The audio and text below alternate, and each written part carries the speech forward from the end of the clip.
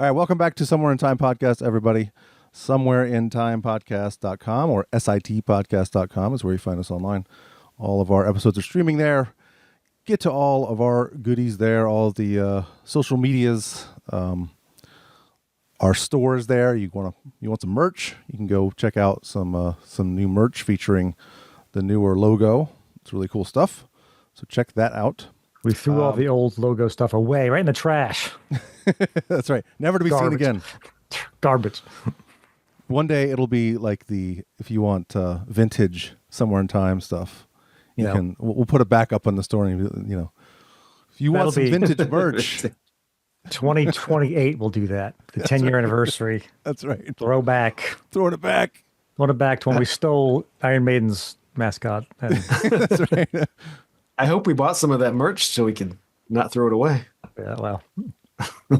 I have a sticker on my car. Does that count for anything? Okay. I have a shirt. So. Oh, I have a shirt too. Yeah, that's true. Yeah. All right. Let's do some introductions. So I'm Eric.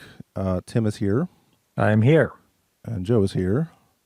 I'm here too. And no Keith this episode. So, boo. But we will move on without him. So this episode, we're going to talk about the album Welcome to Sky Valley by Kyuss. But before we get going with that, I did want to debut a new segment here. I don't know what to call it. Concert memories, looking back on some concerts that we've been to in the past. And basically, I was looking at this fucking binder that I have here, and it's got tickets galore, right? My thought was, we've been to lots of concerts. We have lots of autographs and signatures and cool stuff that we've gathered over the years. And it'd be cool to talk about how we acquired all this stuff and some of the cooler concerts we've been to, and just grab a ticket and talk about it. And hopefully all three of us were there. And if not, sorry about your bad luck. So I don't know. I mean, I haven't even thought about which ones to grab. I'm just kind of going through. Tim, you had a stack too, right? Yeah, I'll just grab the top, which incidentally is... It's probably Metallica. Chances are. No, I actually separated the Metallica ones. So... Oh, okay. So you got Danzig Kyuss there, okay. Yeah. Yes, this is December 7th, 1992 at Ritchie Coliseum. Oh, okay. I'm trying to remember that show. I think that's the show we arrived late? A little bit late, and that was where Kyuss must be on, because it was just shaking. Low, heavy. I remember seeing Kyuss. I think we caught at least a few songs of their set. I think we saw most of it, but I think we walked in just as they were starting. Yeah. And it was so heavy. Just bass. Why do we always come in late for Kyuss? We totally missed most of Kyuss for one show. I think we had trouble finding it that time. Isn't that where the cop had to tell you where to go or something when we're trying to find a parking space? Probably. It's also the fact that you're taking the Beltway for, taking 495 for a lot of these shows at rush hour. And this was a Monday. So Monday rush hour. Oh, God. Taking the Beltway. You're fucked. Yeah. You're trying to get out of there. And you're like, man, hour and a half should be enough time, right? And you needed 3 hours. All right, I guess. So, yeah. Anyway, any memories of the show besides the... I'm trying to, we saw Danzig so many times that they all kind of blur together. I think they played When Death Had No Name at that show. I think they did. And this might have been our first time. Oh, yeah, of course. This might have been our first time seeing them, right? 92? I think that was my first time. Yeah, probably. Yeah, probably. I didn't see them prior to this, as far as I know. So, yeah. God, I have a hard time remembering Ritchie Coliseum. Really? I don't know why. Yeah, it was basically a basketball, college basketball. Yeah, okay. College basketball. University of Maryland college basketball. Oh, it's still there. It was garbage. It was just a concrete floor, bleachers on the side, and a box. It was. Yeah. Okay. I think probably held what? I don't even know if it held. It probably didn't even hold 10,000 people, did it? No, it was maybe 4,000. Yeah, okay. Maybe 4. Yeah, we could probably look that up. Change the name. It wasn't like the where the George Mason plays. That's a much bigger arena. Oh, no, yeah, it's no. much smaller than that. Yeah. Because I feel like we saw 311 there, but it wasn't called Ritchie Coliseum. Like in Yeah. 2003 or 4 or something. Now it's called. If it's University of Maryland, then I'm pretty sure I saw them at University of Maryland. It says Ritchie Coliseum Active Terps Live. Oh God. Well, yeah. Anyway, its capacity is 1,500. Holy shit! Was that small? Okay. Yes. That was a major basketball team. I thought. You think they'd have a I know. big arena? Huh. Yeah. I remember we had bad seats, but they weren't bad because it was like up a little bit and back, but it was still. I guess that makes sense if it was so small. Yeah. No, this is general admission. Oh, is it? Yeah. I remember being up higher. Were we on the floor? Maybe we just. Maybe it was just the whole thing was general admission. I don't know. Yeah. I know that at that place you could probably. I know you could decide to be on the floor or be in the bleachers. So it might have just been like, well, just grab a seat. If you want to be in the mess. Because I remember I went there in '88 to see Megadeth, and I thought, well, this is awesome because I'm right in front. It's like, holy shit, this is amazing. And Megadeth came on, and it was like, everyone did that stupid thing where they push. Shove, yeah, yeah. And I was like being lifted off the ground. Oh, yeah. Because I was smashed, and I couldn't breathe, and I started to panic, and get the fuck out. And I ended up like over there I think I got in the bleachers. I was like, this is ridiculous. I'm not doing this. That happened to me and Joe and John at an Anthrax show. It's so Prince George's Equestrian Center outside. Yeah. That was in bad. like August or something. Yeah. Oh, yeah, I was at July. Yeah. You learned your lesson though, because we were like, we're going to go up there, and you're like, go ahead and do that. You have fun. I'll see you in like 20 minutes.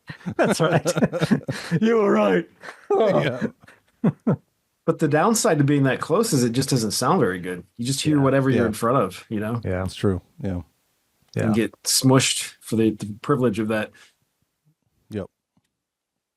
Although I guess it sounded good at the Clutch show back, what was it, December? Yeah, just really loud guitar. When Neil came out to play, it was too loud, but otherwise it was pretty well mixed, even up front. This Danzig show was $20. Oh Nice. yeah, that's the other big thing. Ticket prices. It was still probably like $28.50 or something, though, right? I'm sure with fees and stuff, but oh my God, the Prong show, $7. Yep. That Pride and Glory show was $5, wasn't it? I think it Something was. like that, yeah. That's Ridiculous. almost free. That's insanity. I'm looking at a Sepultura Clutch at the Hammerjacks from '94, $14.50 admission. I mean, even then, probably 2 beers would be more than the admission. Probably. Yeah. Because probably.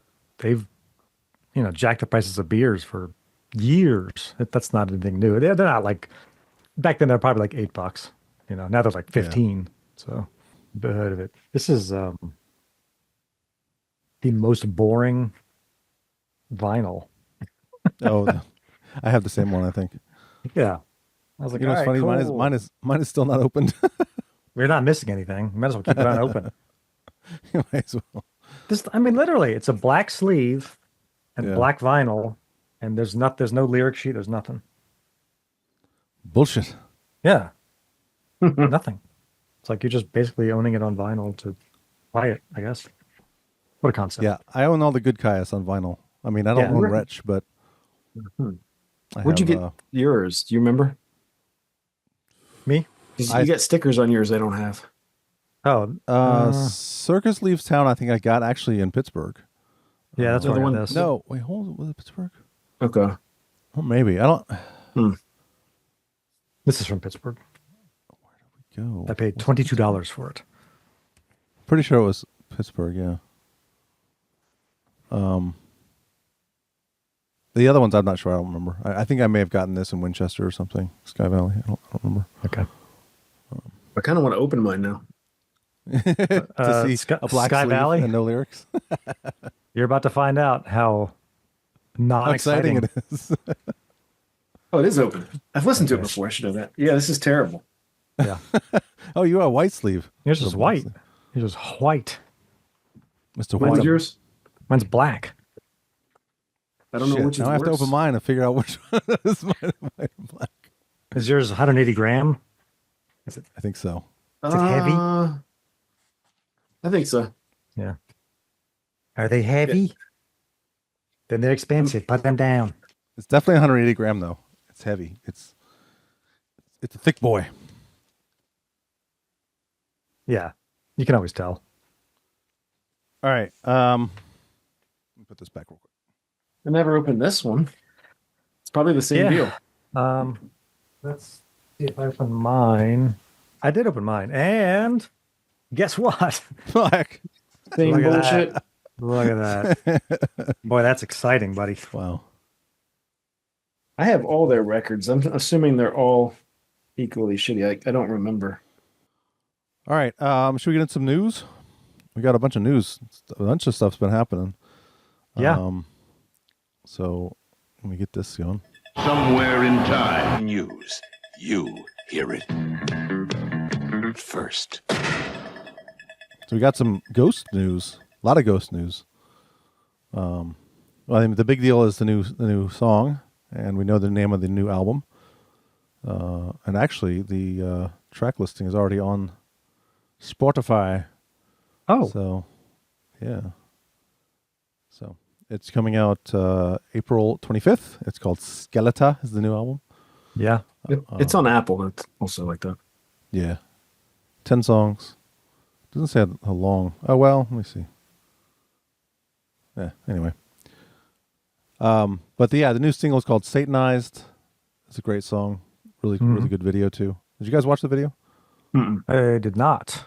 Oh, you need to watch the video. The video is really good. Did I not watch Tobias is in it, but he plays not Papa.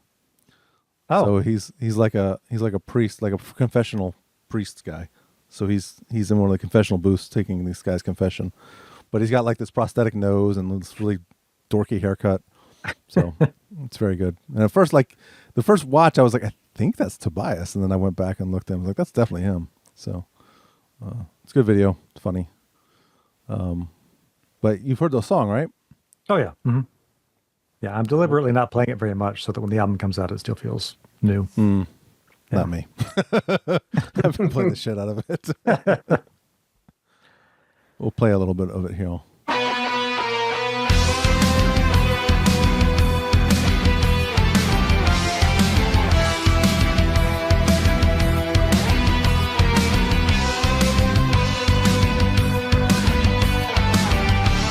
It's very ghosty. Oh, yeah. It feels second to album-y. It does. I thought the same thing.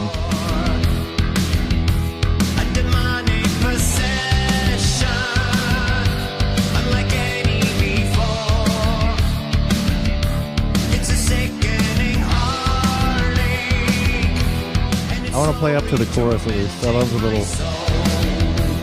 That's for me. Heresy.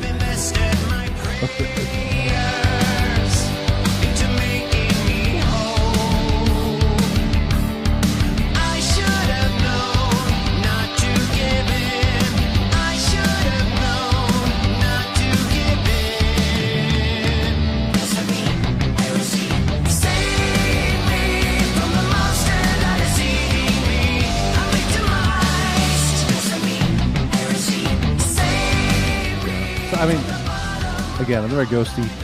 Oh, yeah. Production sounds pretty good, right? Yeah. The snare sounds a little, I don't know. I thought the snare sound was a little weird. But I think the guitar... the digital... Yeah. The guitar tone's a little metal zony, I think. Mm-hmm. A little bit. Not offensively, so, but... No. But I'm excited about that. That's yeah. I think that the new Machine Head comes out the same day. The same day? Wow. I think so, yeah. Let's take a look. Yeah. April 25th. Oh, okay. Yeah. Nice. So it'll be a good new album day. Release countdown. Yes, you are correct. That album is called Unatoned. Yeah. May as well segue into that then. Sure. Ghost is touring too, by the way, but I don't know if I remember that show or not. I would. Yeah, Pam and I were looking because they're playing Pittsburgh and it's on a Friday. And I swear to God, I think it was going to be $300 for 2 tickets. That's why I'm not going. For good seats, yeah. I was looking at that too, going if I want a seat that's worth, going to the show, it's at least $120. Yeah, exactly. And then you have fees. Yep. So, because Pam was like, "Well, I'll just go ahead and get tickets," and I was like, "All right, cool." And she looks, and she's like, "I'm like buying that." I was like, "Yeah, don't buy that. That's stupid. $300." Yeah. Come on, that's just absurd. We were just talking about tickets from 30 years ago costing $17. Yeah. I understand inflation, but come on now. I know. And I understand that's how they make their money. I know. It's much more than inflation. But yeah, I mean, that's just ridiculous. But also, how much of it is the venue? We can have this. This could be a whole podcast. Really. I know. I know. I don't know how that all works. I don't think about how many people they got to pay for that band, though. I mean, yeah, that's true. Yeah, it's just the band itself is huge, and then all the lighting and the sounds. I mean, when we saw them at Stage AE, which was enough production, that was totally fine. It was awesome. Had a great time at that show. Ticket too. Yeah. Yeah. Probably like $100 total for 2 tickets. I'm like, that's good. And we paid for the VIP thing, and it was even still not that bad. Yeah. One thing we should mention before we move on to Machine Head, though, with Ghost is the new tour. They're enforcing no cell phones. No Ghost. Yeah, they're making people use these little bags to put their cell phones in that gets locked, and they can't unlock until they leave the venue. So I love it. Wow. Remember he said that. Sorry, go ahead. Remember when we saw Perfect Circle in Pittsburgh and that fucking douche? Yeah. Was right. Of course. We're next to the douche who won't put his phone down. Of course we are. Because we find these people, they find us. Oh, he made this whole thing about it. He was berating his girlfriend. He kept saying, "I'm just trying to call my son." Blah, blah, blah. And they're like, "Sir, you gotta put your phone away." And they finally just I think they kicked him out. Or he left. Well, they said at least you need to leave the venue if you want to make a phone call. You have to go out to Yeah. Yeah. I don't think he came back. He left. I don't remember him coming back. I don't remember coming back either. I think he was just like, "Fuck these guys." Yeah, he just left. Good. Yeah, bye. Exactly. Dick. Yeah. I know Tobias said that with this show, it was the reason they did this is because when they filmed that concert Right Here, Right Now, that's the first time they did that. It was in LA. And he's like, that's the first time I can remember playing with Ghost where I was seeing people in the audience interacting with each other and I could look someone in the eye and not look at them and I'm looking at their phone, right? Yeah. So he's like, I really thought it was, it helped with crowd interaction for sure. So they're enforcing that. So I know some people are pissed, some people like it. It's very, polarizing opinion, but I like it. Yeah. I don't give a shit. Yeah. If you want pictures, there's going to be pictures of this tour online very easily. Yeah. If you want videos, there's going to be videos of this tour online. Better videos than you can shoot with your phone. That's for sure. Exactly. So anyway, so new Machine Head. You mentioned the album's Unatoned, April 25th, and the first single is called Unbound. We'll play a little bit of that too. One bound, one breakable. That's Rob Flynn. Yep.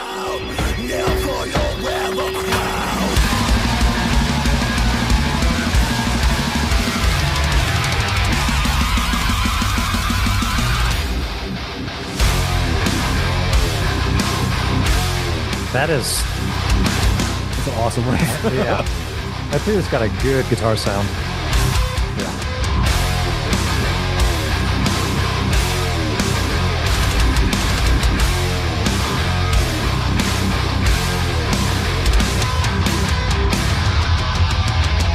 Blackouts, running in the shadows, walking the streets, addictions taking their toll. Knockouts, crawling on my elbows, these broken fingers pull me out of this hole. Waiting through the endless slaughter, scattered till we never fall to play, but a broken modern feel is simple. Never let them take the power, brought to every darkest tower, push away the weak that never cower or fall. Mirrors and white lights, the vessels of our pride. Never forget, we will never forgive, never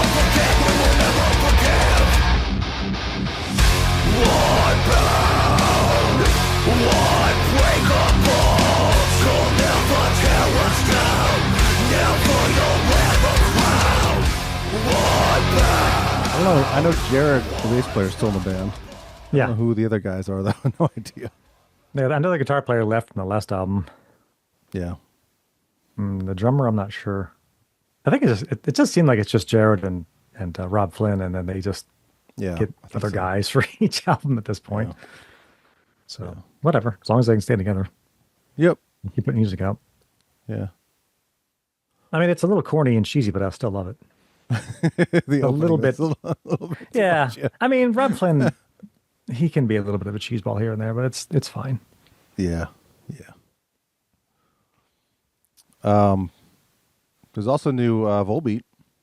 Yeah. Heard that or not? I like that. Yeah. Did you notice his voice sounded a little bit different on this song? Yeah, I didn't really pay much attention. I was like, okay, well, whatever. I'm a very casual Volbeat fan. I'm not like, I'm not way into them. If they come on, I'm not seeking them out, but I like this song a lot, actually.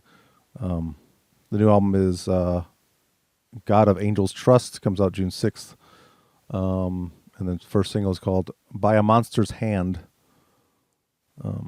But yeah, it's heavy. It's good. It's a good song. Yeah, his vocals were, I was like, whoa, he's not quite as Elvis-y. I was gonna say it's not as Elvis-y. Yeah. It's not really Jamesy though either, because his whole thing was more like he did the Elvis thing, but then he had the like the James, Yeah, he didn't do the James. No. But I'll play a little bit of this too.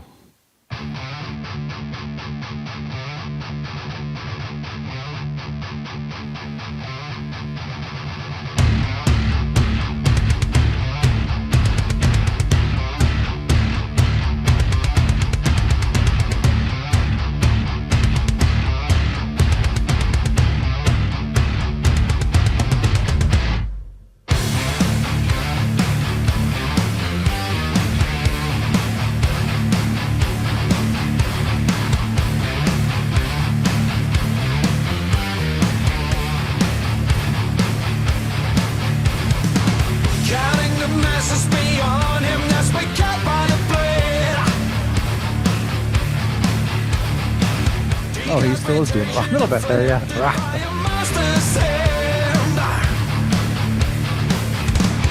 It's a little higher, the pitch. Yeah.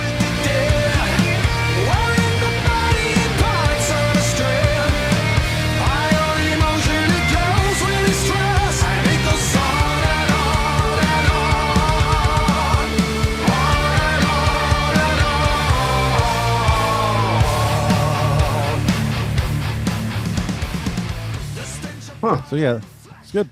Oh, I like that way better, actually. Yeah. Mm-hmm. Feels like he's not trying to sound like somebody now. Yeah. Maybe that's what he, more naturally sounds like. Mm-hmm. I don't know. It's cool.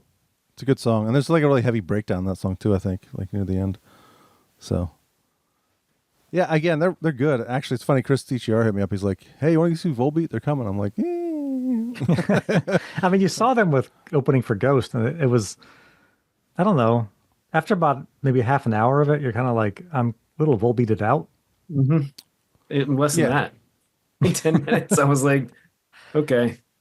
And the sound wasn't very good either, I didn't think. Like, you couldn't hear the bass guitar at all. It's kind of mumbly lyrics. You could hear his inflection. Maybe that's because we didn't know the songs as well. I don't know, but yeah, I did my homework for that show, but even so, I was getting a little worn out. Seemed really mushy. Yeah, I've seen them more times than a lot of bands that I like to see. Like I think I've seen them. That happens. Yeah, I've seen them they open for Ghost. They open for Slipknot. I think I've seen them one more time too. Pretty sure. Yeah, I mean, I've seen Disturbed how many times? Oh God, not intentionally, but well, we've seen them. We've been elsewhere for them normally. I think the biggest offender is Lamb of God. Oh yes. Lamb of God they just show up, and you're like, oh, look who's here. If it's a Testament or Slayer or Anthrax show, pretty sure Lamb of God is going to be there. Yeah, or even Slipknot, like. Yeah, that too. Yeah. Guess what they're taking out on tour? Lamb of God. Great. Awesome. People love them though. Oh my God. But only to be openers. They don't like them to headline apparently. Well, yeah. I'd be fine with them, but the vocals are garbage. Go on your own tour so we don't have to see you fuckers. Yeah. Yeah, it was Pantera last year or 2 years ago, I guess. Yeah. I've seen him with Slipknot for sure. Yeah, Slayer. I've seen him at least 3 times. Yeah, at least 3 times. Oh, there was Metallica also. They toured with Metallica. Oh, that's right. Yeah. That was actually weird because it was Lamb of God and Gojira. And at the time, I didn't like either band. Yeah. Now I love Gojira, and I didn't even know what I was missing with Gojira. But Lamb of God, I was like, oh, God. No pun intended. That was 2004? 9. Oh, was it 09? Okay. I'm pretty sure it was. I think it was the Death Magnetic. Because Death Magnetic, they were getting back to. Well, they were with I'm pretty sure it was 09. Well, there were 2 legs because I know Machine Head opened 1 leg in 2009, right? Yes. Or was that okay? Yeah. Yeah, they did because that was on the Blackening tour. Yeah, right. They toured the Blackening for James came out years. and played a song with them. Yeah. Yeah. But maybe that's the second leg or the first leg where Lamb of God was there too. I think it was. Yeah. Yeah. Okay. But I was excited they were taking metal bands out. I just didn't like those metal bands. Yeah. It's better than like Limp Bizkit and Linkin Park. It was like, well, at least Lamb of God and Gojira makes more sense. But pick other metal bands, please. Yeah. Of course, now I'd love to see Gojira and Metallica. That'd be amazing. Oh my God. Yeah. They need to bring bands like that out instead of fucking Five Finger Death Punch and Ice Nine Kills. What the? Oh no! Or what's that? What's the Led Zeppelin shit band that they? Oh, why would I always forget the name of that band? Greta Van Fleet. Why? It's so stupid. I'm sure they're like, well, this will guarantee ticket sales and the stadium show. We're like, you want a younger audience, man. You don't need any of that. It's Metallica. They're gonna sell the stadium out. It's fine. Yeah. They're like one of the biggest bands of all time. I think you're in good shape. What are you thinking? It's so stupid. I don't know. And plus, those people left. The Greta Van Fleet people, they left. Yeah. Like, I'm not here for Metallica. I'm here for Greta Van Fleet. I saw my show. I'm leaving. I mean, shit. Our own niece did that. Yeah. All right, well, let's get into Kyuss. Let me play a little bit of this to get started here.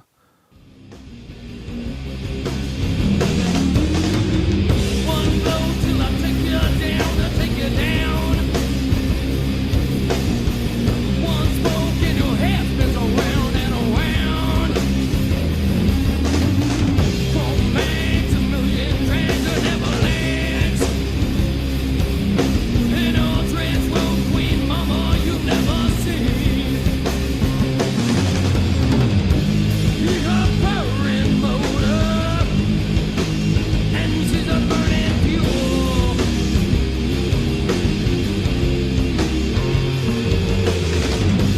Push it over, baby. We'll make it love. We'll get into more of the tracks later. But so this band is John Garcia, vocals, Josh Homme. Is that how you say it? I always pronounce the name wrong. Yeah. Homme, guitar. Scott Reeder on bass. And this is the first to feature Scott Reeder, who replaced Nick Oliveri. And then Brant Bjork on drums. And this is actually the last album to feature Brant Bjork on drums. And producer is Chris Goss, Masters of Reality dude. Mm-hmm. So where do we start with this one? We want to start with. So actually, I have a good starting point. So I should give some credit to this interview. So I found this interview just a couple days ago, last night actually. It's from Decibel Magazine in November 2008. I guess it was a reunion of sorts, or I don't know if they I don't know the specifics if they interviewed them in the same room or if it was just like, individuals. But one of the things that Josh mentioned about this album was, if you look at the sleeve, it actually just says Kyuss. So he's like, it's really just a self-titled album. It just, there happens to be a sign on the front that says "Welcome to Sky Valley," which is kind of bullshit. But like, well, I don't have the CD, but what the spine does just say Kyuss. There you go. Doesn't say Sky Valley at all on there. Yeah. So I mean, I don't know. He referred to it later in the interview as Sky Valley, and the interviewer kept saying Sky Valley. So I mean, I don't think it's that big a deal that, like, "Ooh, how dare you call that album Sky Valley? It's Kyuss' self-titled." Well, the sticker on the album says Sky Valley. So yeah, yeah, and everything digital, like yeah. Come on, Spotify and Apple Music, they call it Sky Valley. Welcome to Sky Valley. So yeah, don't be stupid. Anyway, I just thought that was funny. Like reading that interview, I was like, "Oh, really? Is that true?" Like just the words on your cover, they don't mean that's the album name, right? Yeah, right. It's just a sign. It just happens to say "Welcome to Sky Valley." It's just a sign. Like that Rated R album, that's just a sign that they put on there. Right. Yeah. It just says Rated R. Doesn't mean it's the name of the album. No. That seems like something he would say, though. He seems a bit difficult Yeah. for the sake of being difficult. Mm-hmm. Yeah. I mean, if we're talking about the album cover, we can just keep talking about that. But it's pretty straightforward. Nothing to it. It's very, hey. It fits the vibe, man. Yes. Yeah, there you go. It does. Very much. It looks like a hot night in the desert. Yeah, it's some meth-infested, like, desert of California. Yeah. Yeah. It's like just all gross and hot and ugh. Yeah. Yeah, Desert Palm, California is not, or Palm Desert, California. That's where we're from, Yeah. right? I think so. Yeah. Like just a couple hundred miles east of LA, I believe. Another shithole. So the interesting thing about this though. album, it was apparently recorded all the way back in 93. Yeah. Josh Homme was 19 when he recorded this album. Jesus. That's crazy. That's insane.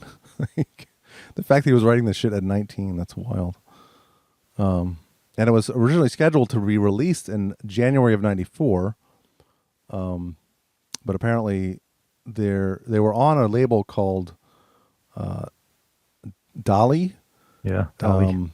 Yeah, they've been promoted from their subsidiary record label Dolly to the main label Chameleon, but on November 11th, 93, Chameleon Records abruptly shut down. So their joint venture partner Elektra quickly picked up the band and scheduled the album for release in March. That was delayed for another 3 months, and eventually it was released in June of 94. So yeah, this was sitting on the shelf for like a year and a half. It's crazy. Yeah. Which is, I mean, when did Blues for the Red Sun come out? That was a 92 album. Okay. So they were ready to put something out like almost a year later. That's wild. Yeah. Yeah. So,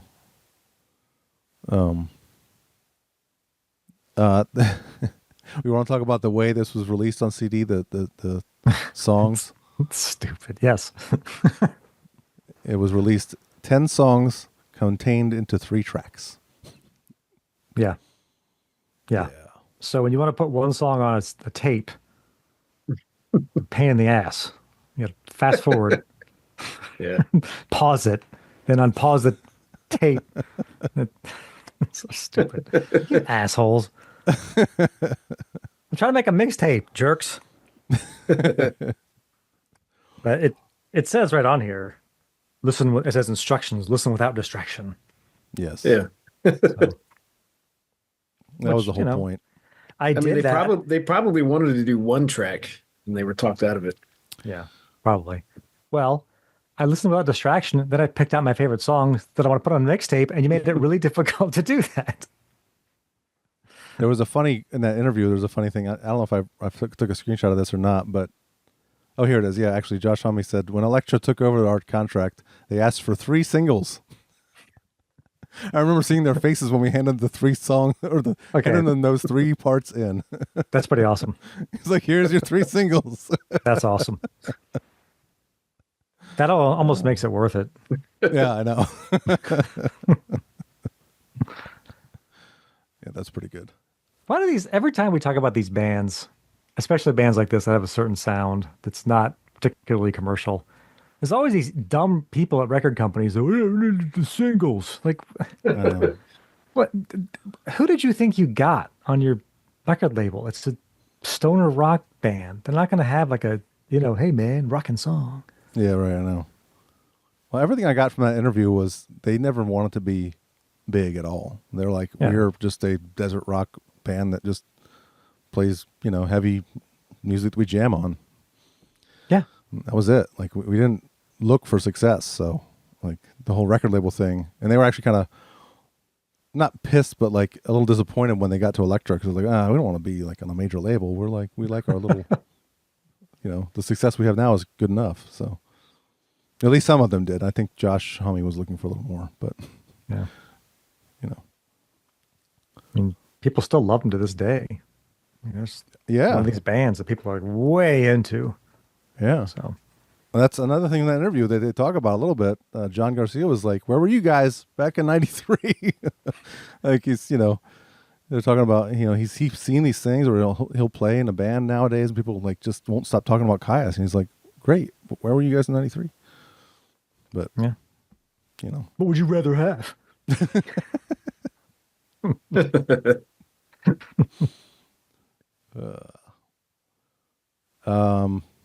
Production. It's Kyuss-y. It's Kyuss. Yeah. Yeah. Got that weird guitar tone. Mm-hmm. The tone knob on the guitar is all the way down to 0, basically. Yeah. the drums are really kind of, I don't know what you call that, like muted in a way. Mm-hmm. They're just sort of. Yeah, it's you don't want, this isn't an album that you want a big like slappy bass drum. That wouldn't No. fit. You need like the deep, just kind of booming. Yeah. Like the Led Zeppelin boom bash type drums. Yeah, exactly. A very Zeppelin-y sounding drum kit. Yeah. Yeah. Riding the ride a lot. Yeah. Yeah. Noisily riding the ride a lot. Yes. Yes. Yeah. And nothing too flashy drum wise. It's enough. It's good. It sounds better than the previous album. Yeah. It's more consistent sounding. Yeah. I think so. The interesting thing about the drums was that Brant knew this was the last album he was going to record. Like he knew he was leaving when he was recording the drums. Oh, wow. So, yeah, he said that this is a quote from that interview. When I did my drum tracks, there was so much anger. I was pissed because I knew it was the last thing I'd do with the band. Dropped my tracks, shaved my head, and we went out and played our last show with the band out in the middle of the desert. I moved up to Humboldt for a year, and Josh sent me a copy when it came out. I couldn't even listen to the record for a while because it was so painful. It probably took me about a year before I heard it. Wow. So, man. Yeah. Was he fired or was the deal there? From what I took from that interview, he did not get along with Scott Reeder very well. Yeah. He said that he flat out said in the interview, like, or Josh, this was from Josh saying, Brant hated Scott and his wife. He's like, I would be in a room with Scott and his wife, and like Brant would come in and they'd leave, or vice versa. So they just didn't get along. So, yeah. Apparently, it was a lot of turmoil between the members. That's why, it ended when it did. Yeah. If they had just stuck it out for 30 more years, they'd be popular now. Yeah, I know, right? Or 20, maybe 20 years. I don't know, but it's weird. So is this the best Kyuss album? I think it is, probably. Mm-hmm. Yeah. Yeah, I think this one and the next one are pretty close, but this one, I think, edges it out. Yeah. And this was written pretty much, well, there is an interesting aspect of that. So most of the song was written by Josh, but there's a couple songs. Which one was it? N.O. was actually brought in by Scott Reeder, and he played that in a previous band called Across the River. Did you look for this band? Across the River? No, I didn't. Yeah. I can't find them. Maybe on YouTube. Maybe. Everything I found was they were pretty underground. They weren't really a known band. So, they were known in that scene, like pretty well, I think, but it doesn't sound like they were beyond, desert rock, beyond, that part of California. They weren't really well known. So, okay. But I guess Mario Lally was in that band because he actually is credited on that song as well, guitar. So yeah, but everything else, well, that's not true. Brant wrote Gardenia and Whitewater. And then Space Cadet was Josh and Scott Reeder. So, but the rest of it was all Josh. Well, this must be legit. This YouTube video because it's from Scott Reeder apparently. Oh wow. Oh, nice. The man himself. Across the River, 1985 demo tape. Yeah, Scott Reeder is 8 years older than everyone else. Oh wow. He said that they would be playing these parties and like a 12-year-old Josh Homme was out there with him, like oh my god. Yeah. Well, here I'll pull it up now. Might as well. I've never heard this before, so get a live reaction. Yeah.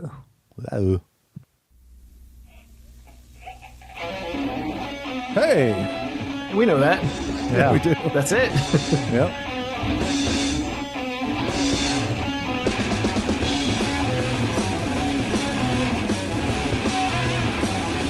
Tambourine. Yeah. It must have been Scott Reeder's wife.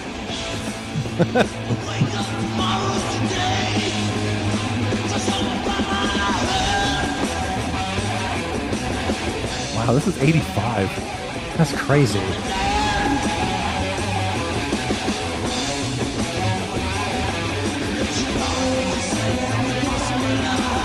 didn't change it at all. No. He sounds a lot like John Garcia too. Yeah.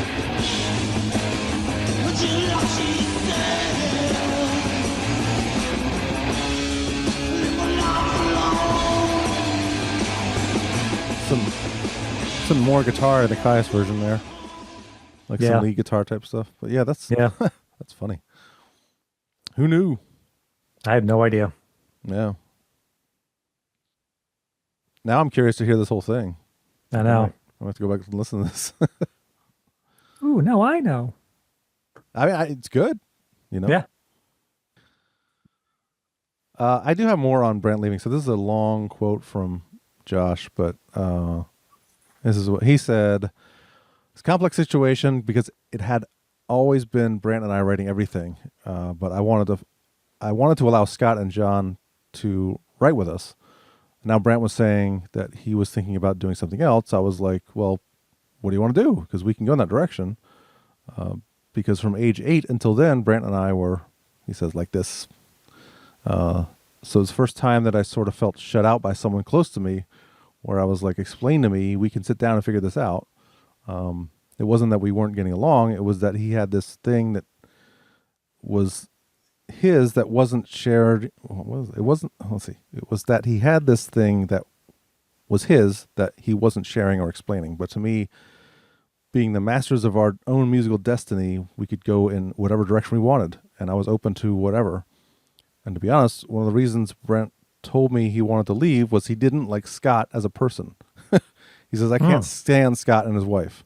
And I didn't know what to do about that. But it was true. He said when Brant and I were around each other and Scott would come into the room, Brant would bail. So there's more to it, but that's the gist. Yeah. So. Yeah. Yeah. Well. Yeah, it sucks. But yeah, otherwise, I mean, I don't have much. We can get into some of these tracks if you want. Yeah. I don't have any other major notes. Whoa, the tracks. I mean, Gardenia apparently was, that's one that was written by Brant, right? Yeah. So, and he said it's Gardenia because it's my favorite flower. That's like the only. Oh. But Okay. the lyrics, he said, were inspired by, they were driving somewhere and they saw a biker gang, and that's what some of the lyrics were inspired by, apparently. All right. And Josh actually said he wasn't a big fan of the lyrics in that song because he's not big on, like, you know, let's write a song about driving fast. He wasn't not that kind of guy. So apparently, I don't know. But yeah, if you look at the lyrics, here a purring motor, she's a burning fuel, push it over, baby. Power booster, I'm taking to God and more, or talking to God and more. Yeah. I did notice when we got the album, those lyrics were a little bit out of place for Kyuss. I was like, making love? Like what? Yeah. Kind of weird. Yeah.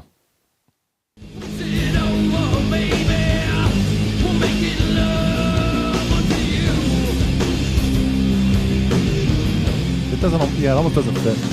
Yeah.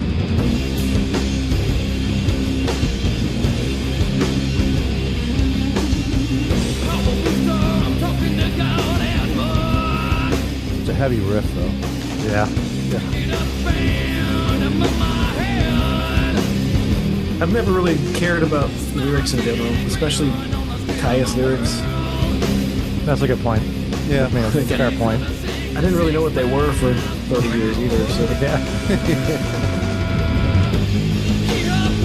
There was a interesting thing that John Garcia said. He said he can't really listen to a lot of this stuff because he doesn't like his voice. He's like I'm such a better vocalist now that hearing that is hard to listen to. He says, I don't think my voice is very good. So, but I have no problem with it. I think it sounds good. No, it's awesome. Yeah. You think he sings like the Volbeat guy now? Yeah. It's like I learned from them and I pulled in my Elvis inspirations. What was his band? He had a band after this. Yeah, I don't remember. The Obsessed? I think. No. Oh, John Garcia. Yeah. I was they weren't half bad. Yeah, it was okay. Wasn't it like John Garcia's something? Oh, there's two actually that I think we remember.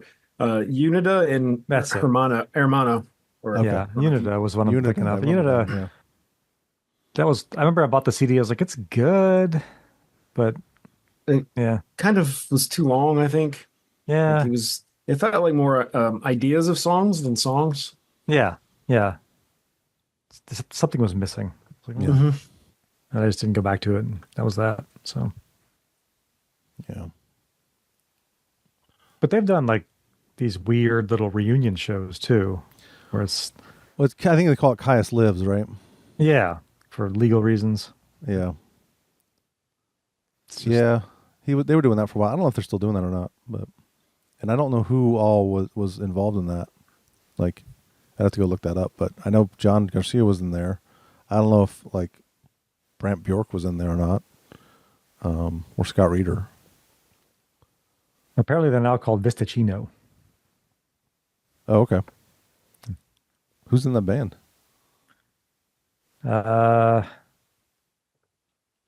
Well, it was Nick Oliveri, Brant Bjork, and John Garcia. Oh, okay. And then in November 2010, Garcia, Oliveri, and Bjork announced a European tour under the name Kyuss Lives. Mm. Then there was Looks a like- lawsuit. Looks like the bass player from COC was in that band for a little bit too. Oh, wow. Yeah. They have an album Really? Vistacino. called Peace. How about that? Oh, yeah. There it is. Peace and Breakup. So I guess they broke up. But there's a touring Kyuss band. Lives. Yeah, they got sued by Kwame and Reader for using Kyuss Lives. Nice. It's just, I hate stuff like that. It's ridiculous. Yeah. That was, I mean, near the end of that interview, they were talking about like John Garcia was saying it's funny when he'll sign stuff, some Kyuss stuff, and every now and then he'll see he was seeing that Josh also signed it and wrote Kyuss Lives in there, and so he took that and he was like, oh, okay, well, I'll just do that myself then. I'll take that myself. God. Yeah. I doubt they get along these days. Doesn't sound like it. Yeah. Doesn't sound good. No. Let's see. Asteroid was a instrumental. Supa Scoopa and the Mighty Scoop. These- Yeah, the instrumental you can skip that one. That's why they stuck it in the middle. It's yeah. not to start it. Well, it doesn't make sense either. What's the deal with this song title? I don't know. I don't know. Oh, I was hoping that'd be in that interview. Let's see. That song. Let's see. I do have something on this. So Hami said the song was actually about Brant, but moreover, it was about anyone who thinks someone else can't live without them. It's also one of my favorite riffs on the record. felt so good to play live. It felt like you were killing somebody. Who's saying this? Josh, homie. Okay. And he said the bass line was so fucking sick. Watching Scott play it, I'd want to high five him if I had an extra hand. He said they played that song with Queens of Stone Age apparently too. Oh, nice. He said the way that song ends, that's something I'd do in Queens now. This was 2008, so. But let's hear that. Yeah, play some of it. Play the end, just soon. Oh, that. Yeah, that I could totally hear that being that Queens of the Stone Age thing. Yeah. In fact, they did that on one, like, not this exact thing, but there was something where they kind of ended it like this. Yeah. I'll playing this though. This goes on and on. No. Let's see.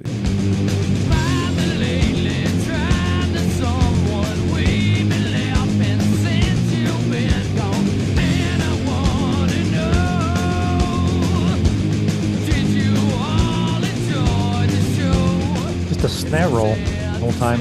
Yeah. That riff isn't hard either.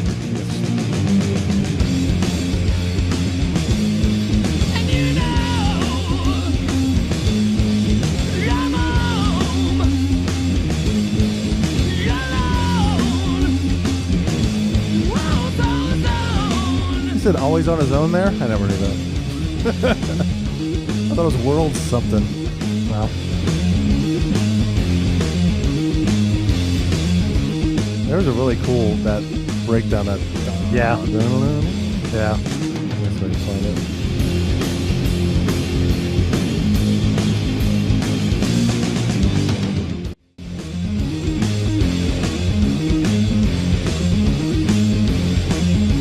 Sounds like he's playing the riff real high up on the neck. Mm-hmm.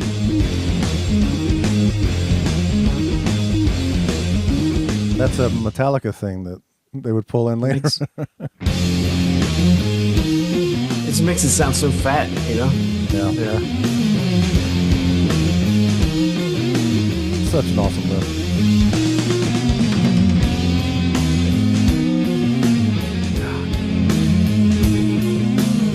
That bass there. Yeah.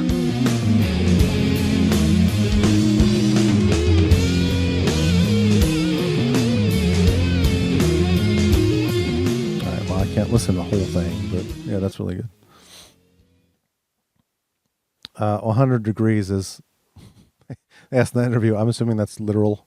He's like, yeah, it's very literal. It's what a just shock. he said, it's so fucked up to be out here in the desert. He said, I'll do anything to get out of here, but how do you escape the inescapable? You can't go anywhere.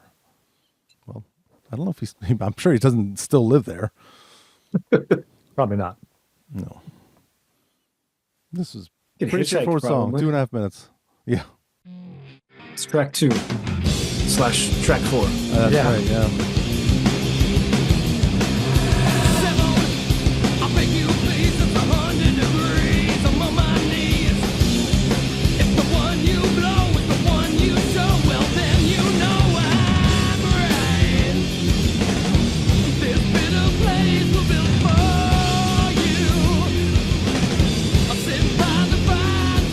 Play the end here, right?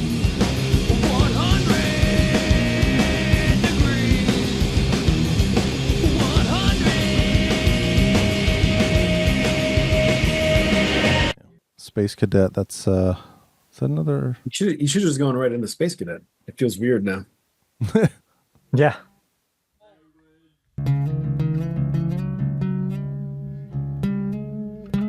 Acoustic.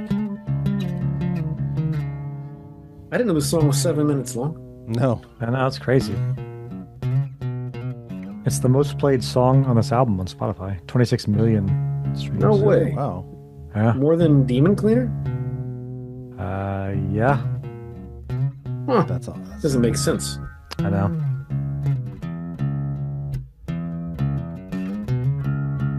Yeah, I wonder why that is. It's probably in a TV show or something. I bet I was gonna say the same thing. Probably some TV Well, I show. think Demon Cleaner is too. Yeah, Demon Cleaner, was that on Guitar Hero Metallica? it was. Yeah. Well, This has I got don't know, full left-right stuff going yeah. on. That's lead guitar is only on the left.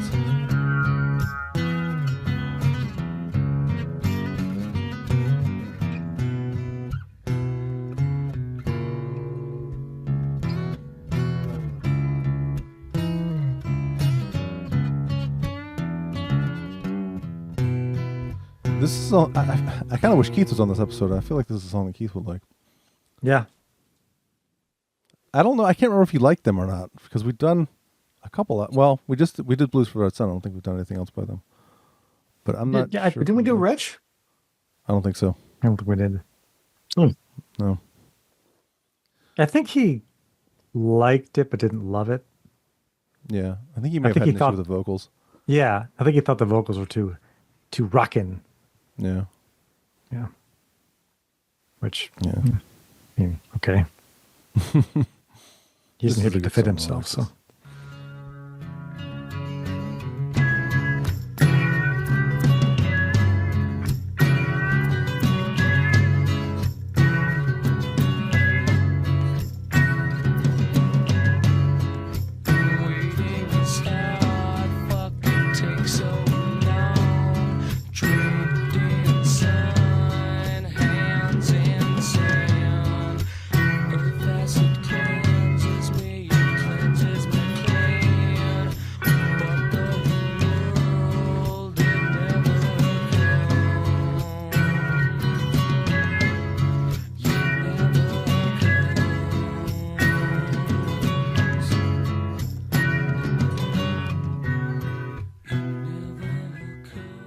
Yeah. It's really good. Yeah. Really good. Demon Cleaner, that's so Tools played that song a couple times. Yeah, that's so weird. Yeah. Apparently they were just in LA and called up Scott Reeder because he played it with them at that show. I think it was only that one show, or they played 2 nights and he played it both nights in LA. It was back in like 98? Like that. Yeah, it was 98. Yeah. The other funny thing about this song is, this is from that interview. I was like, what the fuck? John Garcia said, nobody knows that song is about brushing your teeth. Oh my God. He said, I didn't write that song. Josh wrote it, but it meant something totally different to me. But when he goes, you get the back ones, he's talking about brushing your teeth. Oh my God. What are the lyrics to this? Let me see. Let's see. I got the demons in me. I got to brush them all away. I feel the demons rage. I must clean them all away. Yeah, I'm the demon cleaner who saves the day. I get the back one important. They'll always stay. Well, Josh Homme did kind of confess to it. He said, I have a tooth obsession. Oh my God. I've had everything done to my teeth that you could have done. I used to dream about teeth all the time. I've had nightmares about them since I was a kid, like horrible night terrors. I even went to the doctor about it, and that's why I hate going to sleep even to this day. I still always have nightmares. So I'd have this recurring dream where I was getting my teeth pulled out, and then I'd flash forward and I'd be in a giant mouth with these teeth bleeding everywhere. Oh my God. I'd be cleaning these giant teeth while the blood was coming down, and I'd be drowning in a sea of toothbrush foam and blood. Oh, wow. That's so specific. Demon Cleaner was this metaphor for, you got to keep yourself clean. You got to keep yourself tight. All right. There you go. So Demon Cleaner is about brushing your teeth. That is crazy. So now you know. Brush your teeth with this. Oh. We can play some of this, though, of course. Yeah. Come on. This is one of their best songs, if not their best song. Is. It's so fucking good. It's up there.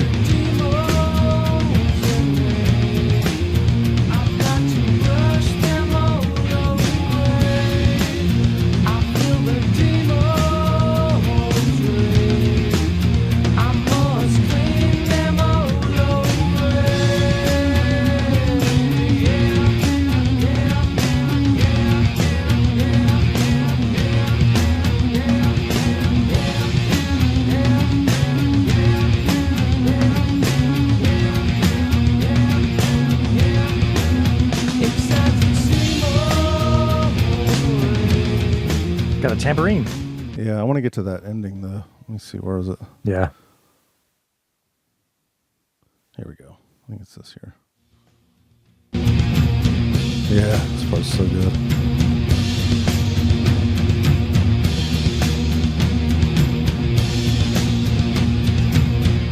Yeah, there's a tambourine in there. Mm-hmm. Tambourine.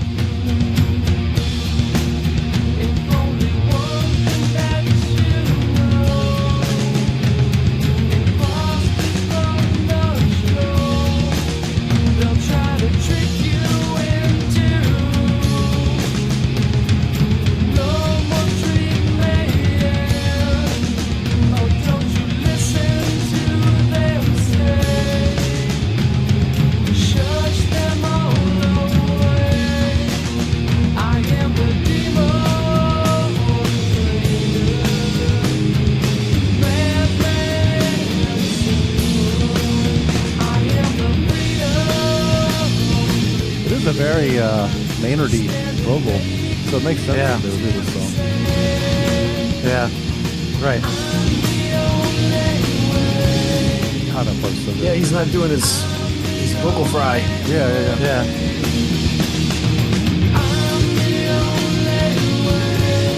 Oh, apparently they asked Scott, like they said, pick a song. Like they gave it when Tool played it, they let him decide which song to play. Wow, but this. You probably knew, like, this fits in the middle. Yeah. Anyway. Odyssey is the next one. Odyssey is might be my second favorite song on the album. These two songs back to back. So, yeah. Oh, yeah, this song. When it kicks in. It's so fun. Yeah.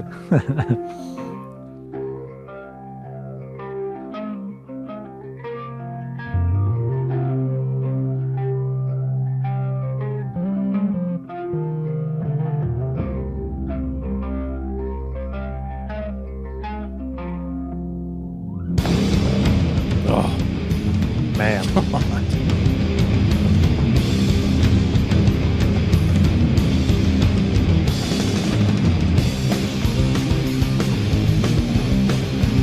That bass is so good. Yeah.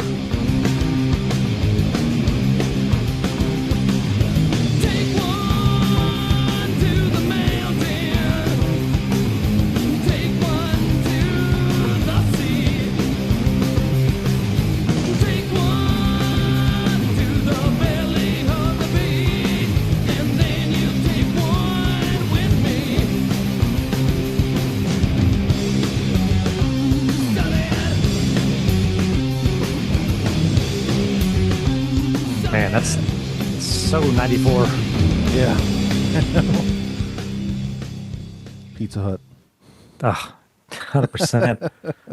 Delivering pizzas 94. Yeah. All right, play it again. Yep, play the album again.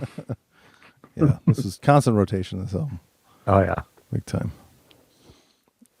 So Conan, one of the things that I pulled from this interview that I thought was really interesting is when he was talking about Conan Troutman. It wasn't so much that song specifically, but so I'll read the quote here. Hey, look who's on. He's here. He's here. He's eating something. Delicious. Let's all guess what he's eating. Oh, cracker. Damn it. What is it? I was gonna say carrot. Oh, well, it's kind of like a cracker. I do eat a lot of carrots, but this is bread. Okay. Bread? Carrots are loud. You can't do that on a podcast. That's true. Yeah. Yeah, that would be tricky. Bread is okay. Unless they're mushy canned carrots. Eat those. Yeah. Ooh. Gross. Not as good. No one likes that. So we're about halfway through the album. We got to the song Conan Troutman. Okay, let me get my notes out. So Josh Homme said about the song title, he said, movies and books have always been as much, if not more, an influence for me than music, because the idea of Kyuss was not to let yourself be influenced by any music. That's why I never listened to Black Sabbath. Which I was like, what? I call bullshit. I mean, time out. it's impossible. Yeah. I mean, yes, you cannot go out and buy their records, but you're going to hear that. I mean, you're going to like hang out with people unless you like are a hermit and just, you know, cloister yourself in like a cave. You're definitely going to hear Black Sabbath at some point. You know, Motorhead, AC/DC, these are bands you can't avoid. Yeah, and for good reason. It's good stuff. He said, He said people said we sounded like Black Sabbath, and I was like, "Fuck you! I never heard them." Really? Wait. The lead singer of Kyuss said that they sound like Black Sabbath. No. He said people would say that we sound like them. Like in passing, you hear people say we sound like Black Sabbath, and Josh Homme was saying, "Fuck you! I've never heard them." That doesn't make sense to me. And then he said it seemed important to me at that point not to listen to them at all in order to maintain that wall. Why would you not want to listen to good music? I mean, who gives a shit about whether or not like what you create sounds like that? Yeah. It's good stuff. Anyway, that's bullshit. There's no way that's true. Exactly. It sounds like something that jackasses would say. Sounds like pro wrestler type bullshit. I'm so important. It sounds like don't listen to the radio or MTV because of my importance. But fuck those guys. It was just here's another thing. I do need to I'm coming into this late. Hi everyone. I've also been drinking for most of the morning. Because I had just in case house full of kids.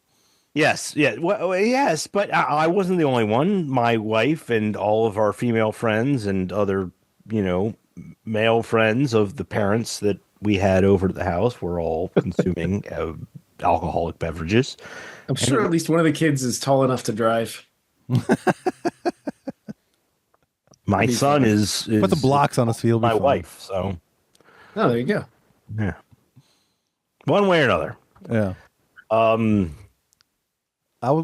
We can pause here real quick before we move on and ask you thoughts on this album overall.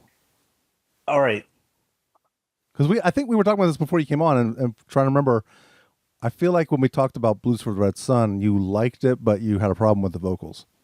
I hate the vocals. I seriously can't stand his vocals. Okay. They don't sound. They don't work with the music. I really think that he should not have tried to have been the vocalist, and he should have just played guitar. His vocals suck. Well, he doesn't play guitar. Not on this album, anyway. Really? He's just the vocalist? Yeah. Oh, okay. And Josh Homme is the guitar player. Do you like him now? No, I actually was never really much of a fan of his to begin with, and the whole Queens of the Stone Age. I mean, he. Josh Homme plays guitar in this band. He doesn't sing. Okay. John Garcia. John Garcia. Vocalist in this band. Different John. Vocalist in this band sucks. I mean, I disagree, but yeah, me too. Sorry. I don't have a but the singer, that guy agrees with you, Keith.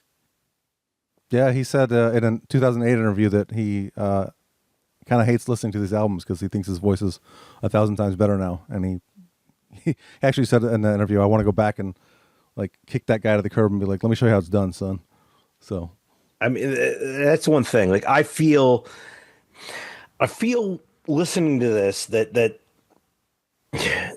the vocals do not fit at all what the rest of the music is doing. What about Demon Cleaner? Because Demon Cleaner, his voice is a little bit different. It's a little cleaner. It's not as gravelly. Did you have any notes on Demon Cleaner? I wouldn't say that's the one thing I'd say. it isn't gravelly. It's too high. It's too. I mean, he should be singing for like some kind of dance band or. Wow. He is like the vocals in this are not metal. I mean, they're not. I mean, and that's the one thing. Like, we all know from my standpoint that when it comes to Anthrax, I'm always going to love Joey, and Joey definitely is a very talented vocalist. He's got range. He can do a lot. This vocalist is kind of, I would say, similar in that regard, in the fact that he's doing something that doesn't mesh perfectly with what else is going on, except he's got no talent. No. Oh, wow. Like Joey. Joey's very, very, very talented. I don't know, man. Don't agree. No. Hey. Like, we were just playing Odyssey. Yeah, this was one of my favorites. Okay. You don't like those? I love those vocals. I think it's great. This one, it works. Yes.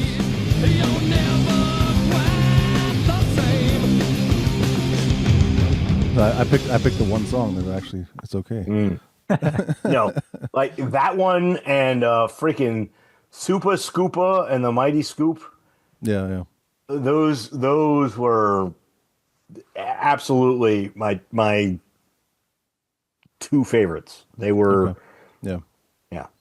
I'm surprised. Odyssey. I like Demon Cleaner. And what about we were talking about Space Cadet? You didn't like that one, the kind of slower acoustic one? I mean, that's the one thing. Like, I feel,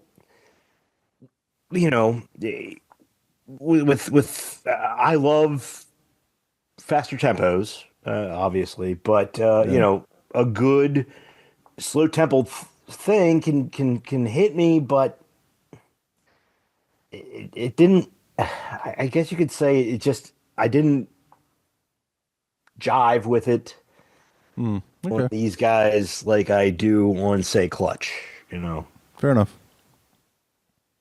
All right. Finishing the Conan Troutman thing, he did say that after he talked about how he's never listened to Black Sabbath, he said, I watched Conan the Barbarian and also the first Rambo movie, First Blood, and there was a character, Colonel Troutman, played by Richard Crenna, who overacted more than William Shatner. Both of those movies were badass in a weird way, and the song needed a title. It had nothing to do with the lyrics. The lyrics were about taking things to get somewhere else, which is the subject of many, many songs by many, many bands. It's like trying to find the perfect potion to get lost. So, all right. I guess that's what the song is about. And the song title has nothing to do with that. Just needed a song title. Sounds like a Kyuss thing. We were talking about earlier, like their lyrics a lot of the times don't mean anything. And so Conan Troutman is kind of a perfect song title for that, I guess. Yeah. NO, we played a little bit of that song already because it was in the that other band. I already forgot the name of the band. Across the River. Across the River, yeah. Which is, isn't that an Anthrax song? Is it? I don't know. Off the first album? No. Ooh, first album. Who knows? Above. Yeah, it's on the first album. Yeah, it is. How about that? It's good. Not that album's that great, but Yeah, time out. I own that. How do I not? Fistful of Metal. Yeah, You proudly say you own that? Fistful of Metal was the first Anthrax album I ever owned. I think it's an Wow. instrumental. Of course, I think it's okay. instrumental. Yeah. Gotcha. Anyway, NO, that's got that kind of. We played a little bit of it, but bluesy kind of riff. It's weird how that comes in. It always throws me. I want it to be later for some reason. I don't know why. It makes sense now that this is not really a Kyuss song because it's definitely it's one that stands out as not sounding like the rest of the album. Yeah. Why do you say it's not a Kyuss song? So this was actually written by Scott Reeder and so Scott Reeder came from another band called Across the River. He was not in this band before this album, and this song was written by him and another guy from the band Across the River before they joined Kyuss. So, okay, they basically just brought it to Kyuss. But yes. I've been in bands where people brought songs that they had written for other bands. Yes, it's their mechanics. Yeah, including the cheesy lyrics.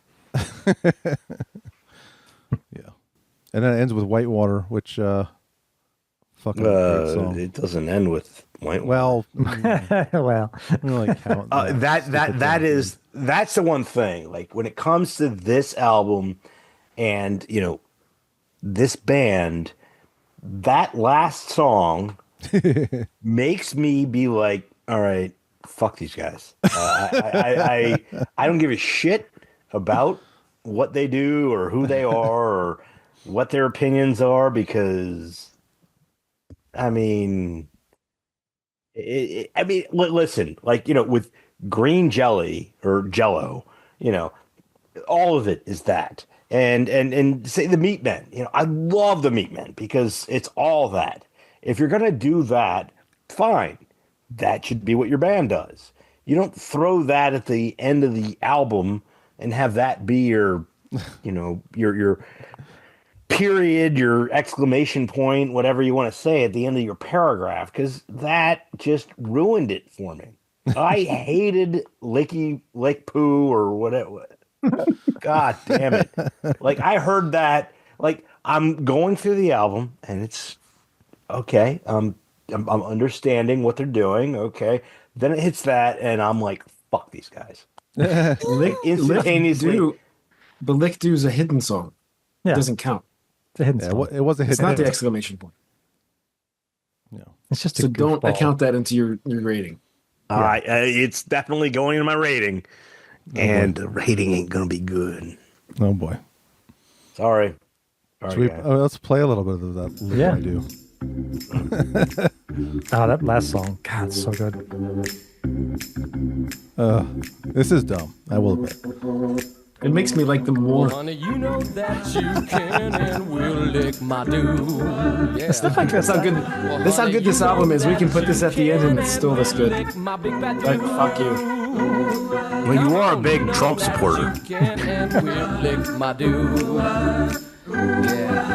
You know that you can. I'm not. For the record, He's not. well, that's enough of that. Yeah. I mean, if it makes you feel better, Keith, they hated it. I mean, in that interview I was reading, I think it was the drummer was like, yeah, I mean, everything except for that stupid thing at the end was great. So they know. Dumb. Yeah, they know it was dumb. It's something Anthrax would do. There's lots of albums that have stupid things at the end that are hidden. Lots of them. So it's whatever, and it's fine. Yeah, so this last song, Whitewater, was I think this is just one of those songs where they just would jam on it for probably way longer than 8 minutes live, because everything I was reading in that interview pointed to that, and actually the Scott Reeder said things were pretty loose going into the studio. It was actually kind of scary. We got to the jam part on Whitewater, and we really didn't know what was going to happen. Odyssey was the same way. The studio version was actually a total accident. We'd been rehearsing a different way, but someone spaced out for a second. Brant kept going, and that was that. He said, sometimes the best things are accidents, though. One thing about Brant was awesome was that he made it so obvious when it was time to go to the next thing. He threw in some fill. It was really easy for dumb, drunk stone guys to pick up on. Well, that should be taken into consideration. Level of the amount of marijuana being partaken. Yeah, we didn't really mention that, the fact that they're like, their whole category is stoner rock. Like that's the genre that they're lumped into, which... Yeah, so maybe if you're really stoned, Lick My Do is hilarious at the time. I don't know. Probably. But why it was left on the album, I don't know, but here we are. I could see Whitewater, though, being like that jam, that section in the middle is just... It's actually, I mean, if you think about it, the song is mostly music because it stops around... I made a note about this, I think, didn't I? Maybe not. I don't remember. Maybe I'm thinking of a different song. Let me see.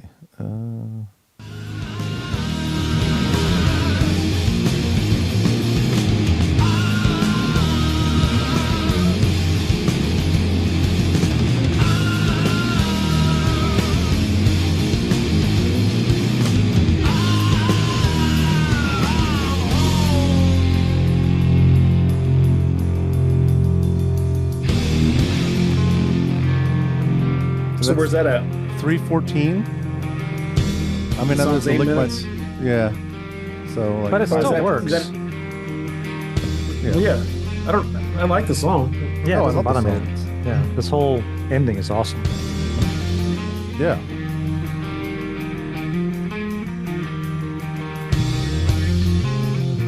And we haven't really talked about how influential they were to us when we started doing the Mama Waldy stuff. Like, yeah, they were basically, that's the music we were trying to write mostly. It was this and Clutch. Yeah, a little bit. It was them, Clutch, and Prom. I feel like. Yeah. The three bands we copied the most. Yeah.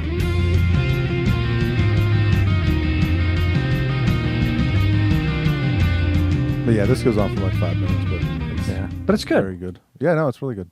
That whole part is awesome. That whole ending of that song is great. So, all right. I'm afraid to ask for grades now, but I think I know I was going to go. I mean, I think the three of us are going to give it a really good grade, and the one person. And there's going to be one other guy that showed up at the very end. We should have asked you to join later. You're going to fuck up. Yeah, exactly. Fuck up the average, man. Yeah, this is more fair. We like this. Yeah, that's true. All right. Well, I mean, it's an A for me. Why not A+? Because I don't know which one to grade it. Yeah, I feel like it's A. Let him go A. You can go A+. And I went A on it. It feels like an A. Yeah, that's what I feel like too. But I don't know why. We can't. I don't know why I shouldn't give it an A+. I mean, I don't know. Like the A+ is based kind of on reserved for the re-listens? really, maybe. Yeah. Like as a band, I don't. it's go very back to Kyuss close. Like that much. it's like a, if A+ is like 97 to 100, this is like 96.9 or something, right? Yeah, it's very close. But yeah, it's an A for me. Keith, I'm I'm juggling between C+, B-, and I'm gonna go C+. All right. Just purely because of the vocals. It's purely because of the vocals. I mean, this And Lick band Do. absolutely, huh? And Lick Also Do. Lick- And Lick that Do. that last song is why it's C+ instead of B-. Damn. Yeah. That's like what? Not even a minute long. Mm-mm. Hey. Doesn't even count. It's not even really part of the album. When that's how you finish it, that's what you remember when you're doing the grading. It's so. It is one of those things that would wake you up if you fell asleep to it. It is, but that doesn't affect my thought on like the Tool album with all that bullshit at the end of it. It's true. Yeah. But hey, that bullshit is comedic. At least this is kind of not. I guess. Yeah. I don't know. I think if you were drunk and stoned, that's probably funny. In 1994. I think that's Speaking of, especially in the desert of California where there's nothing much to do. Yeah. Lick do. There's nothing much to lick do. I mean, it's a poop joke, Oh, I didn't think of that. I thought it was hair. What? I always thought it was hair. Lick No, my it's- do. No, it's a poop. big poop. It's a big poop. Oh, then Big I fat- fucking hate it now. a big fat do.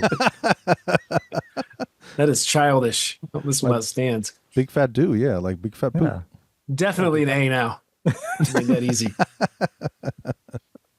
Like a Duke. Yeah. Duke Who? Nukem. Big fat two could have been. Yeah. Two do. Could have been Who? either way. Could have gone either way on that. All right, should we get into You gotta hear this. You gotta hear this. Oh, this I gotta hear. shit you got here? Anyone want to go first? I have something if that's I need to go upstairs to grab my shit. But then Eric can go first, and you get your shit. Okay, I'm gonna go get my shit. All right. Well, the trend continues because this is another band that I found. It's my Discover Weekly on Spotify, and the name of the band. I really don't like the name of the band. It's Villagers of Ioannina City. Ooh, it's a terrible band. Oh, yeah. All the good band names are taken. So I guess they're from Greece. They're from Ioannina, Greece, I guess. But they, I don't know how to explain. Is that near Antipaxis? Maybe. I don't know how big Greece is, but maybe. So yeah, I'll play a little bit of this. They incorporate some really interesting instruments. It's almost like Arabic sounding type stuff. But here, I'll just listen.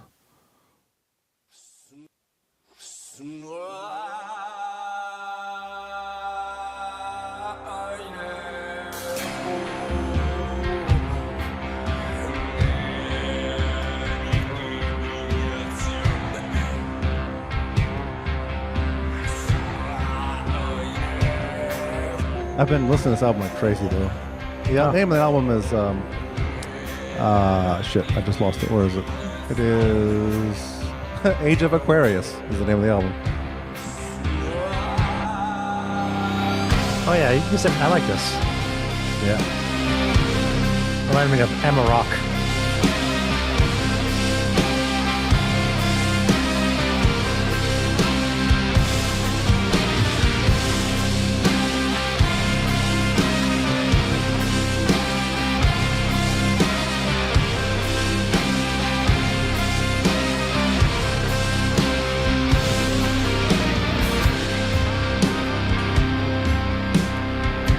Get to some of the vocals.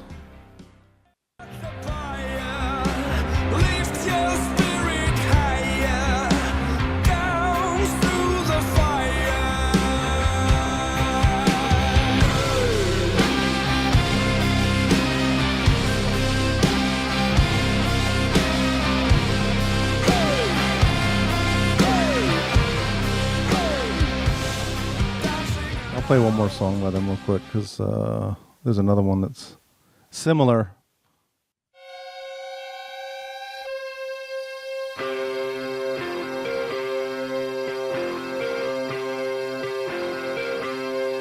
Father Son is the name of this, and Son is spelled S-U-N.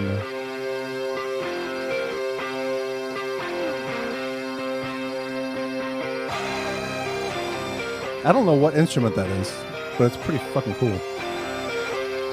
That is cool. They're listed as a folk rock band on Wikipedia. They're more metal to me, though. Yeah.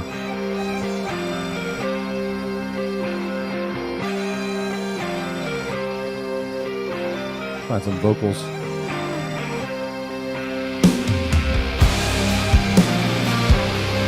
What are they called? Villagers of Ioannina City. Ioannina City. Ioannina is in Greece. Anyway, I've gone on about them long enough. I did go back to their older stuff, and I wasn't that big a fan, so this album, Age of Aquarius, is really good, though. Very much enjoyed it. It got 9 out of 10 on Blabbermouth. Yeah, I mean, the whole album's really good. I highly recommend it. I've been listening to it like crazy, too. So see what Metal Hammer thinks of it. I wonder if that instrument is the kaval. The kaval? Yeah. Well, let's see. There's it shows the band members and what they play on Wikipedia. That's the only thing I didn't recognize. So clarinet, kaval, yeah, maybe. Yep, probably so. Bagpipe. I did hear bagpipes in there for sure. Yeah, definitely. So it's very cool, though. Yeah, so that's my thing. Who's next? Next? I guess Keith, I can go. Well, I can go. It's really cool. Well, I mean, that's one thing. Go record shopping. You don't know what you're going to find.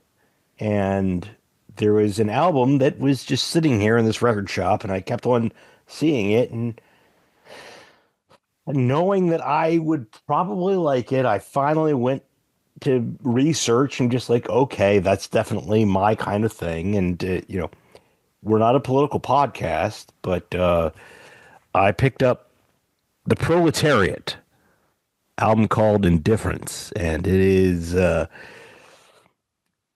obviously these guys are from Boston, and it's a punk album, and it's definitely more post-punk. It's slower. It's not like thrash punk stuff, but I have been...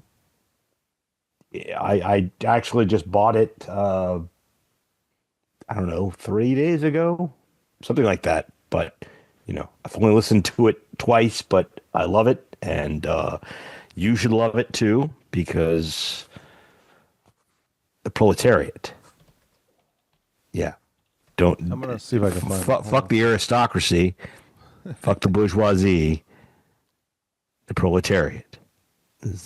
Indifference is the name of the album? Okay. Let me see what Indifference. Yes. it's on. Let's see if it's on Spotify. The Proletariat. Yeah, I mean that's the whole thing. I've listened to this twice, but so I can't really be like, oh man, you got to play Homeland or Sins or something. But I don't see that album on Spotify, but I see the band for sure. Okay. And there's an album called Voodoo Economics and Other American Tragedies. Yeah, I believe that's the entirety of what they've done. So. Something economics. Voodoo Economics. Rayonomics. This band only existed for a short period of time in the 80s. So, okay. They didn't last too long, and it was the 80s. Wasn't part of Voodoo Economics tariffs? I feel like it was. I don't know. Probably. Wouldn't surprise me. Yeah. One way or another. Anyway, yeah. All right. Mine is I sent you guys this already, but I bought the album Volume 6 by the thrash band from Canada, Sacrifice. And they sent me, and on the box they thanked me right here. It says, "Thank you, Tim," because they're nice Canadian. Yeah. See? Thank you, Tim. It won't focus. We believe it. Hide my face. Anyway. And then, so this was $19 and then like $11 shipping. So I was like, all right, whatever, I'll get the vinyl. So I open it up and has this in it. Holy shit. This was just in it. Yeah. A scarf? I guess. A scarf. Yeah. That's crazy. Yeah. You should, go to some soccer games. So, whatever. And Canada. Canada. A sticker. Yeah. Does Canada have hockey or soccer? They have hockey. I know that. Nice. I don't. And then another sticker of the band, the record label. Of course, Blessing Records. And then, of course, the vinyl, Man. Which is gatefold vinyl, no less, which I haven't opened yet. But jeez, I know. $19 is insane. I know. Couldn't believe it. So this album's pretty good. It's not like groundbreaking or anything. It's just pretty much straight up thrash. But I was like, that's cool. I don't have any albums from these guys on vinyl. So, and I felt like supporting Canada for non-political reasons at all. Wait, that didn't cost you an extra $20 in tariffs just to get it into the United States? Maybe that was it. I had to get it in quickly before somebody put tariffs on vinyl records. They were bringing us off. They're selling us vinyl. I'm surprised they didn't write in there. And thanks, Tim. Our first album sold in West Virginia. I was wondering if that's why. Like West Virginia. Oh, he gets a thank you. He gets a scarf. He gets a sticker. Man, we got everything. That. That's great. Well, let's play the song Missile, just because it sounds like a... Penis! That's why. That's why I picked it.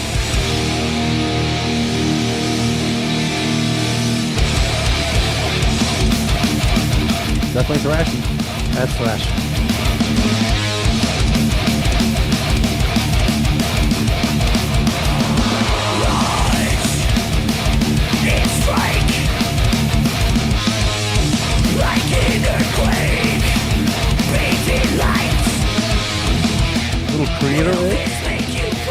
Creator Sounds like their assault. Space Ghost. Zorak. That kind of. It's like, That guy just died. You know that guy who voiced Yeah. Space Ghost? He just died. the creator, yeah. Should I open this right on here? I could. Why not? Yeah, well, yeah. Let's Unboxing live. We'll do it live. Let's see. Do it live. How's the smell? Smells like maple syrup and leaves. Yeah. Tariffs. Loggers. It smells like tariffs. It doesn't smell like anything. Oh, you actually. Oh, okay. It smells like ink. I'll give it that. So it's so it's a gatefold. That's cool. Opens up. Wow. And let's see Pretty. what color the vinyl is. I hate when that happens. But album cover is not great. Yeah, it's not great. Yeah. That's okay. Their vinyl. logo was very like medieval. Death metal-y. Yeah. Ooh, it's white vinyl. Oh. Nice. Nice. Pretty cool. Whoop. It's probably the cheapest to produce. That's why it's white. Well, I could have picked blue, but I thought white's kind of cool. Oh, I'm okay. They had racist. options. I see. Oh, you are racist, yes. I always gotta get the white White for vinyl me. with you. It's always Oh, the wow. white vinyl with you, isn't it? I only want the white. You got the black sleeve? None of that black. Yeah. The sleeves, Vinyls. unfortunately, is black. Correct. That's cool. It's got the insert, got pictures on it. Pictures. Got them Nice. pictures on it. Pictures of the white people. But I do like the album. It is pretty generic stuff, but I like it. So Where in Canada are they? no, maybe Ottawa. Seems right with the Ontario area Yeah, we could look with that this up. Maple Leafs copy sticker. Yeah. They are from Toronto. That Toronto, makes even okay. more sense with the Oh, that's Toronto Maple Leafs. If we're gonna go to Canada, that's pretty close to here. So Yeah. it's only about a little more like 6 hours, maybe. They've been around since '83. What the fuck? Yeah. Jeez. This is their first All right. album in I think 15 years, 16 years. Wow. Okay. Over 16 years. Yeah. So Played a prominent role in the '80s underground metal scene in Toronto, along with Voivod, Razor, and Annihilator. Our favorites, Annihilator. yeah, they're But I don't think Annihilator was around till the 90s, I think you're right. But very late 80s. yeah, late 80s. Yeah, because I remember Alice in Hell was 89. Yeah. Yeah. So That was their first album, right? I don't know enough about them. I don't but know enough probably. about him to know. I don't think their main guy was, I don't think he started that band until very late 80s. Yeah, probably not. He was in some other band I can't remember the name of. Yeah, Sacrifice has an album called Forward Determination. It's kind of a classic thrash, Okay. Canadian thrash. Yeah, Gotcha. so yeah. I All like right. Joe, do you have something? I found this, and I don't remember how. I Shazammed it in like a restaurant or something, probably. But I found this band called Dirty Loops. Oh, you sent me a clip of them. Yeah, the drummer. Yeah. They are not metal at all. So Okay. there's like they're poppy sounding, like 80s pop vocals a little bit, but they also have gospel vocals.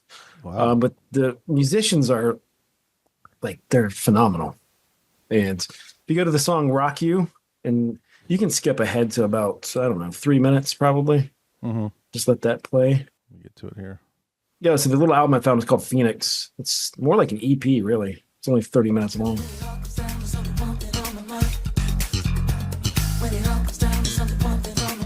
That bass is 80s. Oh. I'd say 70s. But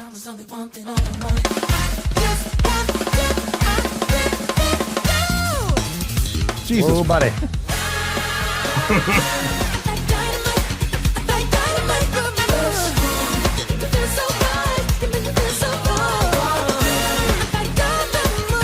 Yeah, this is probably the most non-metal stuff we've ever played on this.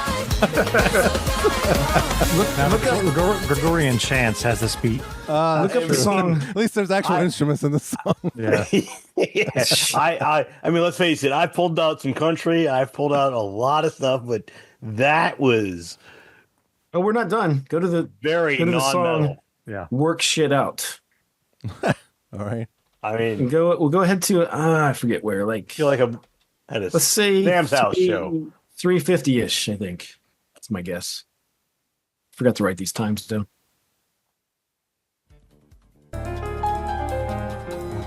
Wow.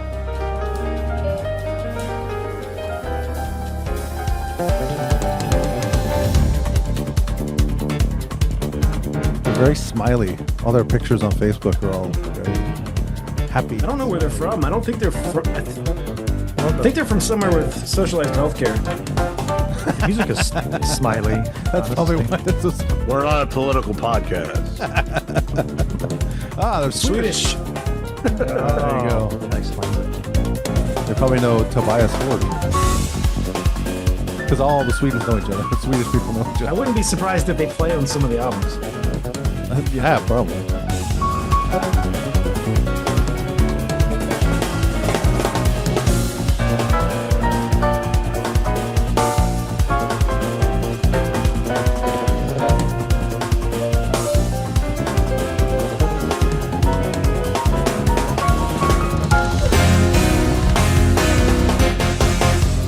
The drums get harder. It's already complicated enough. Yeah, I feel like I mean, piano is too loud in this mix. Let me go a little further and see if there's more drum stuff. Oh, here you go. Oh, God. I quit. Jesus Christ. This is the thing you sent us with the transcription. Yeah.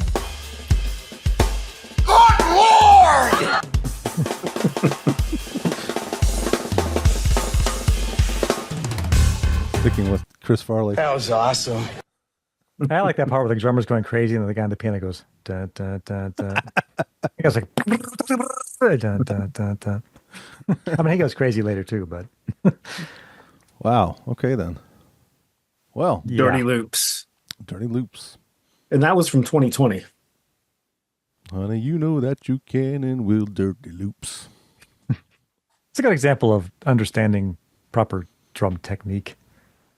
That's how to get you there, because you're not going to do that with like just being like a caveman. It's not going to get you there.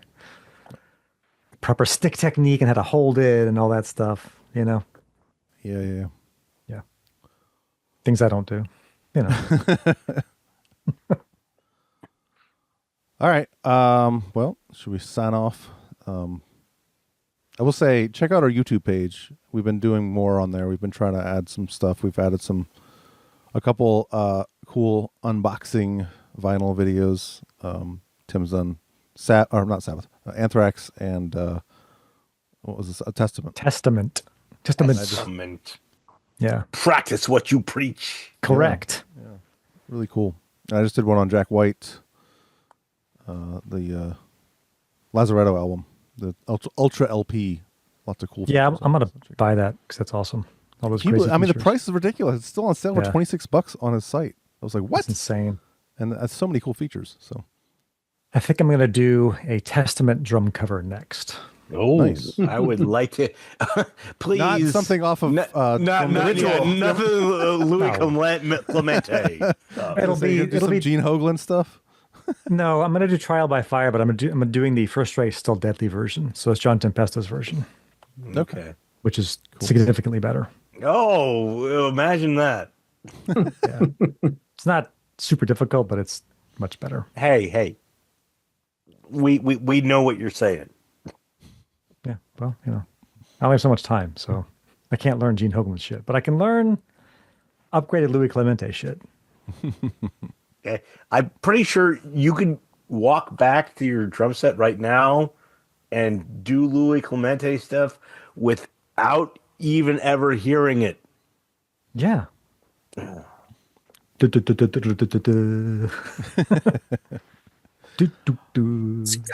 the guitar. That's all he does. Yeah.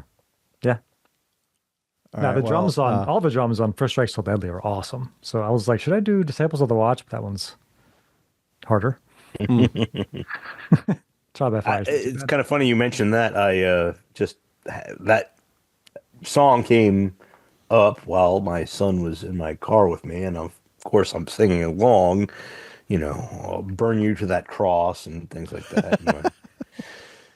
Yeah. My son was just like, Dad, what is it? And I'm like, oh, this song is based, on a Stephen King short story that got turned into a hilariously bad but incredibly awesome movie that someday you'll see. You're still too young to see it now, but that movie sucks so awesomely. So we'll see it someday. Speaking of drum covers, we should mention our buddy Chris DiChiara just posted a new drum cover of Psychosocial by Slipknot. That was a whole extensive. It wasn't just drums though. It was like it was a whole. Actually, it's a whole cover. Yeah, that's true. That's true. It was an entire cover of that song with everybody, including a guy with a bat and a keg he was hitting. That was Chris. That was Chris? Okay. Yeah. Just in costume. Wow. I don't know where he found a place to hit a keg with a bat. But yeah. But no, it's a good cover. So check that out too. Really good. All right. Well, next time we'll be talking about Prong, and I think somehow Keith is still going to be drunk. So until then, this is... I might be wearing the same shirt too. Somehow, me too. That's just a coincidence every time. Yeah, it's weird. All right, for Joe and Tim and Drunk Keith, this is Eric saying... Thank you! Good fucking night! Energy, aggression, power. To sum it up, it's a vulgar display of power. Sometimes I think you drink just a little too much blood. I'm sorry, I'm going to BA, Bloodaholics Anonymous. Good note. Cutting it up big time. They are miserable slaves of Satan! Some cunt's recording this. Is yourself off, or you have been in the presence of evil. You